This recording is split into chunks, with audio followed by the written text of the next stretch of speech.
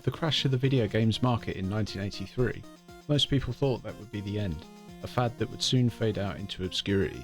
One company proved the untapped potential of such a market, with their console, the Nintendo Entertainment System. The NES has now been immortalised as the classic Mini, the first real console that would spawn an entire wave of other games manufacturers looking to help us relive those classic moments. First thing off the bat, you will need to buy a separate USB adapter or use the one on your TV if you have one, as the classic Mini simply doesn't have one included. Which is a shame, but I guess Nintendo wanted to keep the price down. With 30 mostly classic games, I say mostly for a reason, the miniature console sold out pretty fast when it was released on the 11th of November 2016, causing it to have another limited run in 2018 and again selling out. It went on to sell over 3 million units, and it's no surprise why. Historic titles such as Super Mario 1, 2 and 3, The Legend of Zelda, Castlevania, Metroid, to name just a few of the great games that exist on this console. Now to be fair, that really is just the tip of the iceberg. With such games as Galaga and Gradius and Zelda 2 and Super C, Ghosts and Goblins, I really could go on forever. But enough of that, let's open this bad boy up and have a look.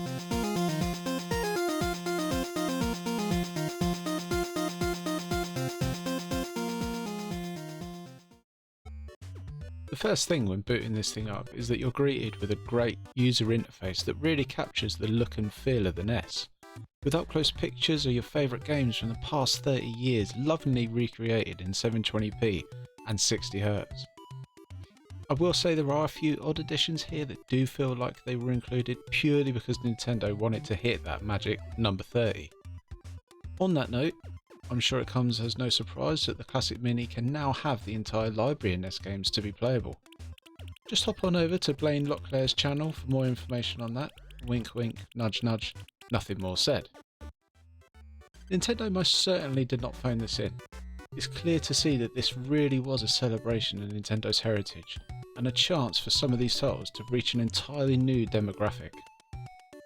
It's crazy to think the impact that Nintendo has had on the world. I for one am thankful that they've constantly driven to innovate, giving us new experiences and chances to simply have fun and immerse ourselves in other worlds. So let's have a look at the menus quickly. So if we head up to display, you've got your standard 4:3, your CRT filter for you people who love scan lines, and pixel perfect. For myself, 4:3 works just fine. Actually, I might change my mind. Yeah, I'm going to go pixel perfect just to get it as crisp as possible. On the settings, it's pretty simple. You've got demo, auto shutdown and screen burn-in reduction. Languages, yep, it's got languages. Pick the one you want. I'm being thorough here, but no one really cares about this stuff if I'm honest, and QR code for your menus. So let's look at the games. Balloon Fight is a strange one. You play as an unnamed balloon fighter whose only real goal is to pop his enemies' balloons. Wow, that was a strange sentence. Developed by Nintendo and HAL Laboratory in 1984 for Nintendo's own VS arcade system, it was ported to other systems soon after, but most notably ending up on the NES and being released in 1986. Balloon Fighter stands as a shining example of a developer willing to take some pretty crazy concepts for game design. Developed by Taito in 1986, Bubble Bobble is an arcade platformer that still has great pick-up and play value even to this day. It's hard not to like this charming little game, albeit with its childish and simplistic graphics. Its gameplay is even simpler. You shoot bubbles, trap enemies in them and kick them out the screen. As with Balloon Fight, its arcade roots really are on show for everyone to see. Simple gameplay, an easy hook to draw those punters in and relieve them of their spare change. For adults, there's not much here other than nostalgia, but I definitely see this being a big hit with the younger generation. Even 3 or 4 year olds will probably find something enjoyable here. Now we're getting to the good stuff. Castlevania is amazing and still really fun to play. With responsive controls, a great soundtrack and a creepy atmosphere, you cannot help but be drawn in.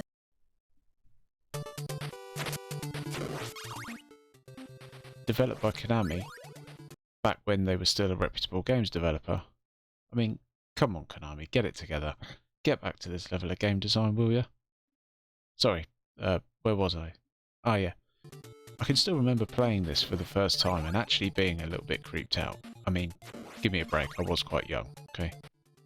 But being a lone warrior, the formidable Simon Belmont, facing down Dracula's minions and taking the fight to the Prince of Darkness himself on his own turf, that would be enough to raise even Keanu Reeves' pulse. Well, maybe for a second or two. This spawned an entire franchise with numerous quality installments and is a true classic in every sense of the word.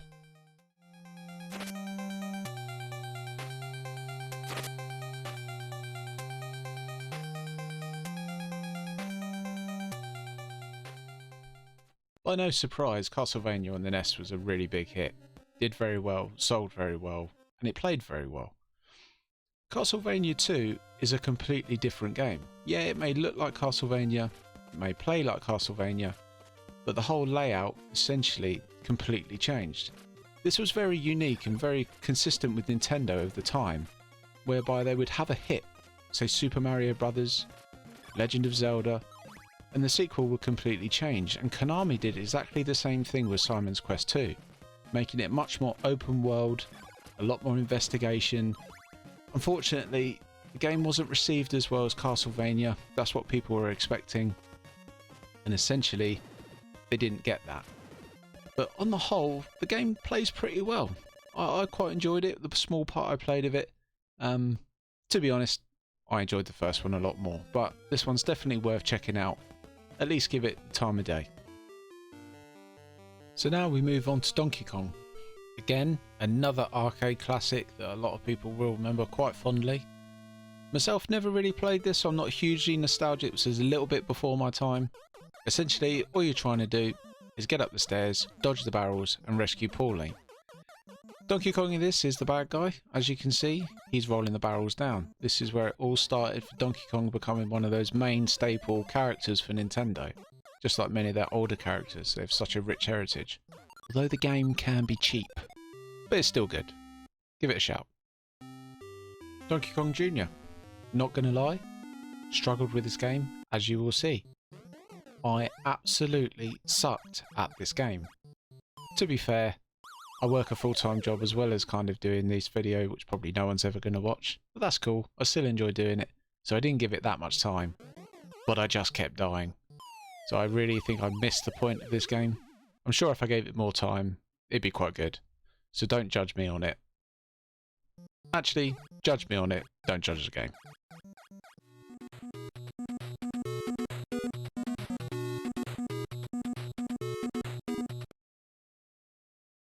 Now Double Dragon 2 really has aged well. It's a beat 'em up, very much what Streets of Rage and other classic beat 'em ups were modelled on. So this game, essentially you're just trying to save your girlfriend, but that doesn't matter. All you're doing is punching blokes square in the face and watching them fly up in the air.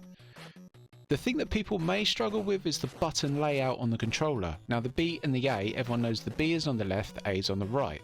Now A will punch as long as you're facing right because it's on the right side. B is on the left, and that will mean you'll kick. But when you turn and face the other way, it will change depending on where you're facing. It's a little bit of a strange sort of layout to get used to, but it does actually work very well and make sense. It just means you have to be a little bit more dynamic in your button presses. Really good game. Had a lot of fun blasting through this. Again, I didn't give it as much time as I'd like to, but it's definitely worth checking out. And if you've got 2 players, get in there and crack some heads. So I've got to be honest, Dr. Mario really isn't that nostalgic for me. Much more sort of enjoyed and grew up with Tetris on the Game Boy and Columns on the Sega Mega Drive. They really sort of strike a chord with me when I play them now. Not saying Dr. Mario is a bad game, it's very unique. I like the idea that you've got to get, 3 or 4 in a row and incorporate the same coloured bacteria in your row to actually eradicate it. And once you get rid of all the bacteria, that's the level complete. I like the idea, it's good, it's fun to play. These things are all about nostalgia, and I'm just not nostalgic for this one. Not saying it's bad, worth a try, just not for me.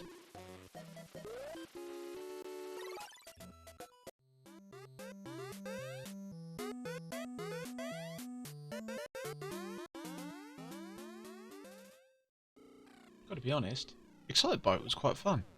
Not really played it much growing up. It's not one I'm really nostalgic for, so even obviously I've seen people play it. You know, I haven't been living in a cave. Never really gave it much time myself, but I'm glad I had this opportunity to really give it a chance. Because what I found was actually quite a fun game with quite advanced mechanics. Having to steer your bike and land correctly, track memorization factors in, avoiding obstacles. It's a fun game and definitely worth your time.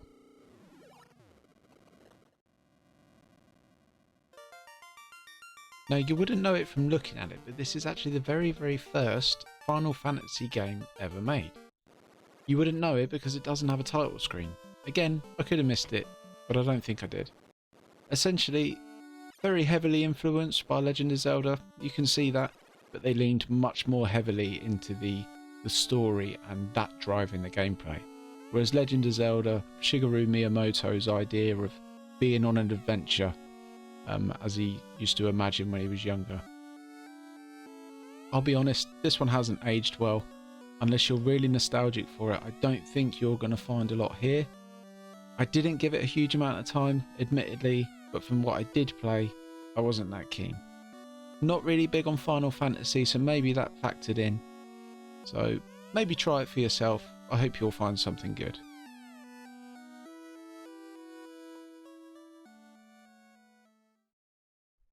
Now, I cannot be the only person that when I see and hear the music from Galaga, the first thing I think of is Ridge Racer.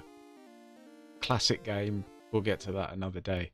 Anyways, Galaga. I'm gonna be honest, it's still awesome. Still plays really well.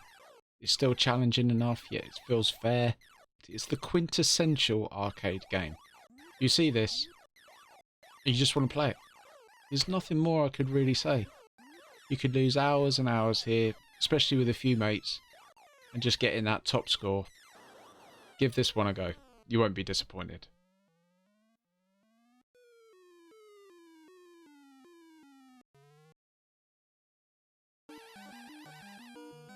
Ghosts and Goblins, though, is a game that pretty much likes to stick it in and break it off. It is one of the most punishing games, but something about it, it's still playable. It's still quite good. I am being pretty fair with these games. I'm trying to shed most of them in a positive light. But truly, this is a game not for the faint of heart. If you like games like Sekiro, Returnal, ones that are really going to punish you, you're probably going to have a good time. Except for that red thing. He can run and jump off a cliff because I hate him so... Oh, I just hate him so much. So, Gradius by Konami. Again, back in Konami's golden era. This one really gave me sort of strong Defender vibes and sort of R-Type. It's no surprise, they're both side-scrolling shooters. This is not really a genre of mine that I'm massively interested in. I enjoyed my time here, the short time I played it. It was good, you can definitely tell it deserves its rich history. But the one thing I really did enjoy was the music. I mean, just listen.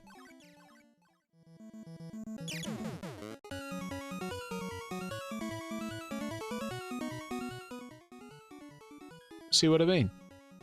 Great game, lots of fun. Let's move on. I think it's fair to say I've been pretty fair with most of these games, giving Nintendo a benefit of the doubt a lot of the time, but Ice Climber really pushes it. It's really out there. That's Ridley from Metroid, there's no doubt about it, that's a reused asset. And that's an eggplant. I have no idea what that has to do with anything. I'm not particularly good on Inuit culture, so maybe there's things that I'm missing. The gameplay just didn't strike a chord with me. Yep, this one's not for me. If you like it and you enjoy it, more power to you, and especially if you're nostalgic for it, I'm all about that.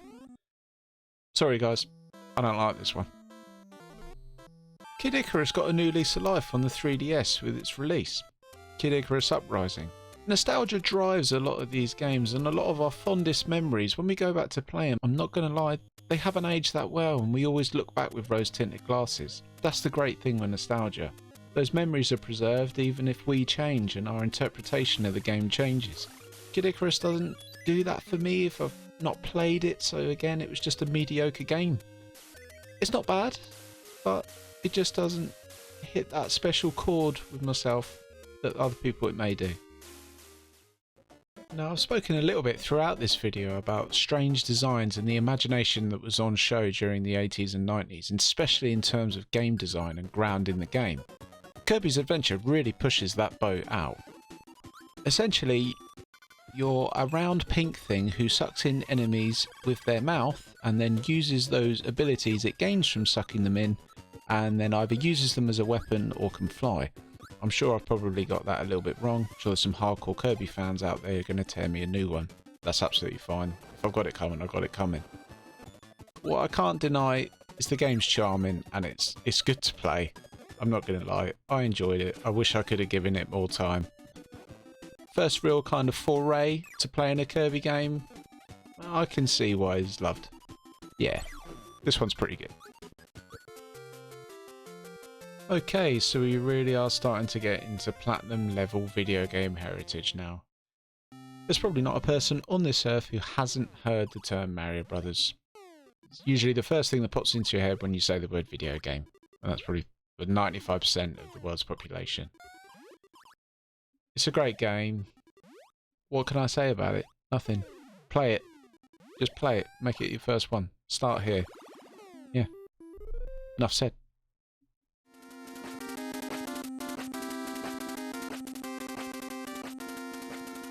Growing up, this is one of those games that I never really gave a chance or had the opportunity to play. Boy, I wish I did, because Mega Man 2 is really good. Don't get me wrong, this game is hard. This game is no joke, and if you're not doing something right by the game's rules, it will punish you. But you'll keep coming back, because the mechanics work. It's fair, which is a big part of making a successful, difficult game. So if it's not fair, you're not going to play it. But the game plays by its own rules. It just asks a lot of you. And it will keep you coming back. It did for me, or at least as long as I could afford. It's not difficult to see why so many of Nintendo's franchises from the 8-bit era, such as Metroid, Super Mario Bros., The Legend of Zelda, have endured the test of time in the way they have.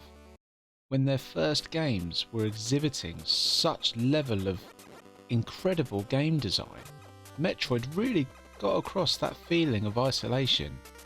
It was not only you fighting the enemies that existed on this planet, you were fighting the planet yourself, and no one was coming to help. And for a game of the 8-bit era to do that so successfully was incredible. Yeah, it's got flaws, it doesn't have a map system, it can be a little bit challenging at times and you can easily get lost. But trust me, give this one a go.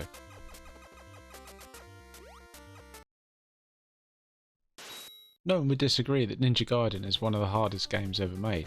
If you can complete this, you truly have mastered it. Definitely it's up there with the likes of Sekiro and Returnal in terms of just punishing difficulty. But like those games, it's fun. What more can you really say?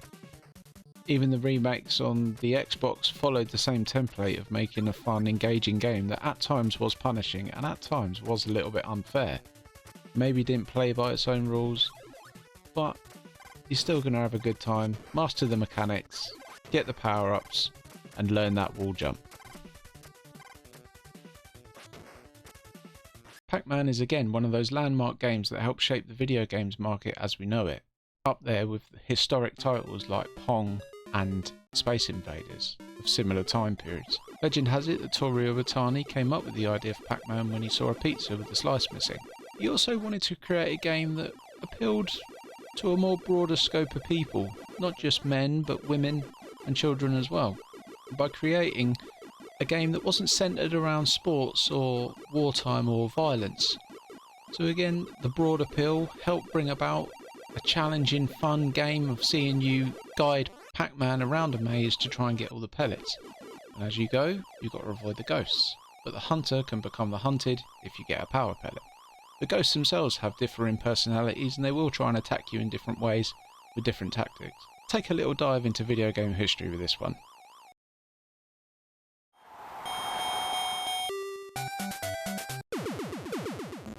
Cleverly, Nintendo is known for turning a weakness into a strength.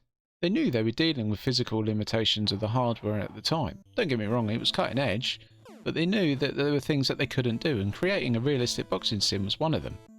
Punch-Out effectively takes the timing concept of boxing and works it into the mechanics of the game itself, relying on split-second reactions and effective counters. What you get is a game that you can get lost in very quickly into a rhythm.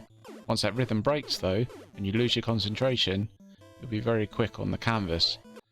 Just don't get to a 10 count.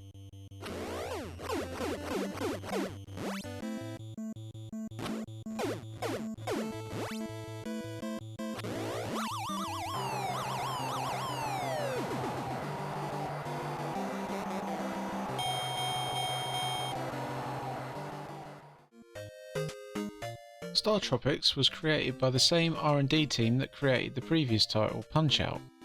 A completely different game. This one, I needed to give more time, I'm honest, and I can only give so much time to these game reviews. Admittedly, I couldn't get into it. On the outset, this one wasn't for me, but I'm sure if I gave it more time, got invested, and learnt the story, I'm sure there's a good game here to play. Because let's face it, R&D for Nintendo, they're one of the best games developer teams working today, and they carried on that rich history. So I wouldn't take my word for it. I reckon you should try this one.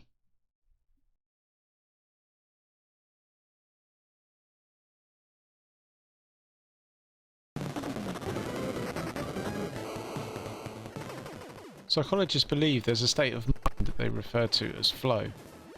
You ever experienced anything when you play in a sport or you're doing something and time just disappears? It's because you're experiencing flow. And what that is when you're experiencing just the right level of challenge and engagement, but without it becoming difficult or overly encompassing. And you enter this state where you lose track of time, and that really does sum up Super C. It's the perfect blend of greatly drawn sprites and graphics, and just gameplay that keeps you coming back. This one must be on your list.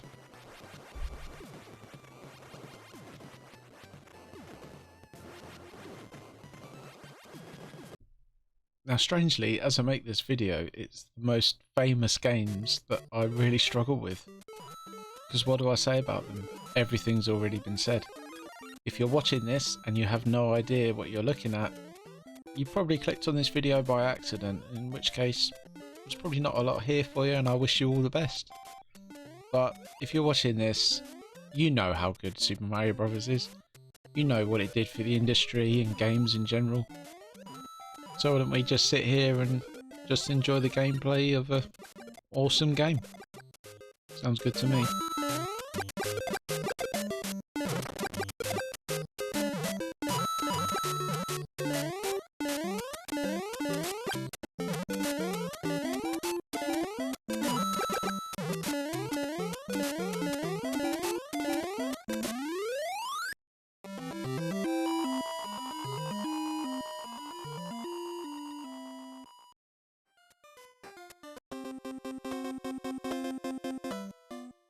After the mammoth success of Super Mario Bros., it was very clear that Nintendo needed a sequel, and fast.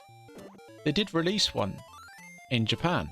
We now have it as the Lost Levels on the Mario All-Stars on the SNES. Nintendo was worried that it was too difficult, as the difficulty level did jump up quite high.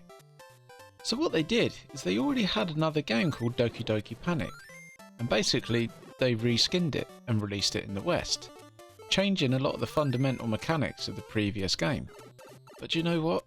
That's Nintendo all over. They're not afraid to mix things up straight away. They don't pull a Ubisoft and wait until 4 or 5 games in that essentially are the same game but just with different graphics and textures. They'll change within the first game to keep things fresh and new. It's very rare for Nintendo to release the same game a sequel after. We all know this. And that's what keeps them kind of the leaders of innovation in the games market today. Yeah, they're not always perfect, and no one is. You know, show me a perfect games developer, I'll show you a gold-plated toilet seat. But I've always had a soft spot for Super Mario Bros. 2. It's still as good as the first. I like it. I'm sure most of you will too. You could really tell by Super Mario Bros. 3 that Shigeru Miyamoto, the absolute genius that he is, really started to refine the mechanics and get an incredible amount out of quite aging hardware by this point. Graphically, you'd be forgiven to think this is running on the same hardware. You can even see there on the pipe that he's kind of implemented a 3D element to it. You know, the clouds and certain elements are reused. So there was a lot going on in the background that he managed to really squeeze every ounce out of the aging NES hardware. But also just changes to the way Super Mario played as well, with the introduction of an overworld where you could choose where you wanted to go and find different routes. The secrets involved that you could replay and go back and find all those secrets. It's no surprise that this is probably in a lot of people's top 3 Super Marios, if not in the top spot.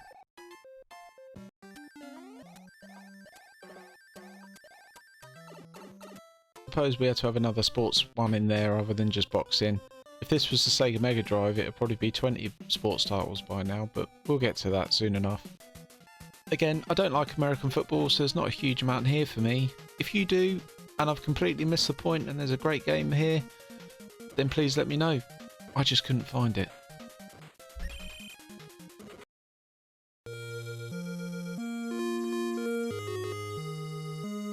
Yet another ingenious invention by Shigeru Miyamoto. He said he got his inspiration because he used to imagine being on an adventure in his back garden, and he wanted to bring that feeling into the game and share that with us. And thank God he did, because what we got was one of the greatest games ever made.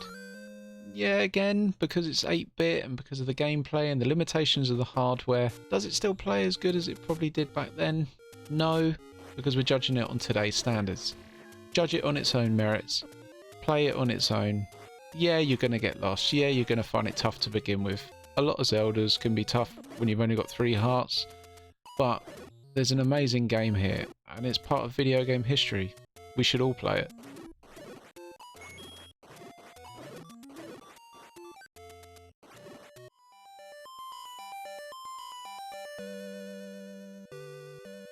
During the lifetime of the NES, Nintendo was worried about the multitude of releases that plagued consoles such as the Atari 2600, whereby anyone could release a game, and this caused massive fluctuations in quality. Nintendo was concerned about this, and rightly so. They infamously come up with their own seal of approval, which you'll see this on many Nintendo cases. What this forced them to do was to be innovative, as I've constantly said throughout this video. And this caused them to dramatically change up games that had a successful formula. And again, using the same example, like Ubisoft, most companies would use that as a cash cow. Nintendo as a company just kept pushing that boundary and trying new things, and they still do that today. And the Wii is a classic example of that, of a company that is not going with the norm. They're always going to seek something new. And what this video has become is really a love letter to Nintendo for all the experiences that I've had, and even I wouldn't be sat here making this video now if it wasn't for that company. They were one of the first consoles that I ever played, and video games have always been there, you know, in a weird kind of supporting way, and I'm sure I talk about that in a way that may resonate with other people. So if you've made it this far in the video and you've listened to my horrible voice and you've seen my terrible editing, please bear with me. It's my first one, but I just want to say a massive thank you. And if you are listening to this and you get something out of it, and it's only one person who has maybe I've made smile or maybe given a little bit of insight, then mission accomplished.